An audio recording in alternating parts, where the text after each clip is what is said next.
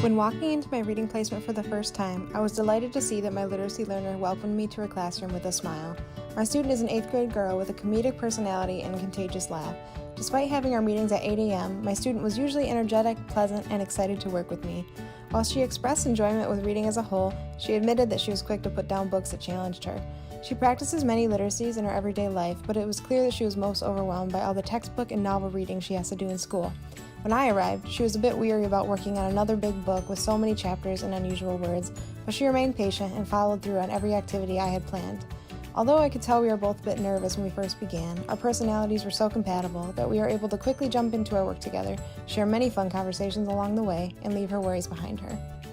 During our first few meetings, my literacy learner told me a bit about herself, including how in her free time, she loves to watch Netflix comedies, eat lots of food, and hang out with her mom. She also told me that she enjoys reading graphic novels most of all. She even shared a novel she was currently reading with me called Be Prepared.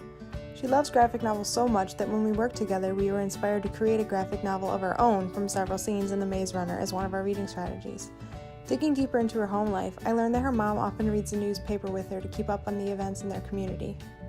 She often compared topics in the book to those she reads in the news as another one of our reading strategies.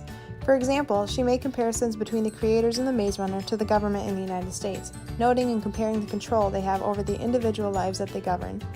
Also at home, her mom encourages her to write in a journal to express her thoughts and emotions, and I believe this is a big part of what has made her so reflective in her speech and in our work together.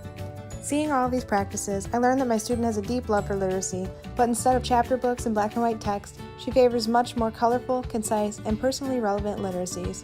Yet, while many of her at-home literacies added to her creativity and critical thinking skills, I realized that there were still many reading skills left for her to learn.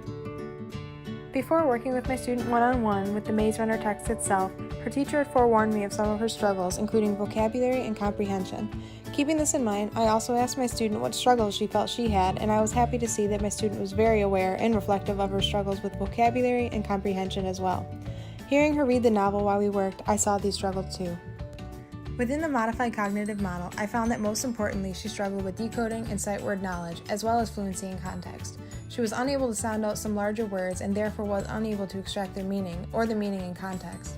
I found that when we took the time to break apart the word into sounds, she eventually could recognize many words, knew most of their definitions, and was quickly able to determine their meaning and context thereafter. The problem tied into this, I realized, was that she also did not have much knowledge of strategies for reading to bridge her gaps. Besides writing bullet point summaries, she did not have many other ways to guide herself to a greater understanding of the text. When we began reading, I knew I would have to meet my reading student where she was at.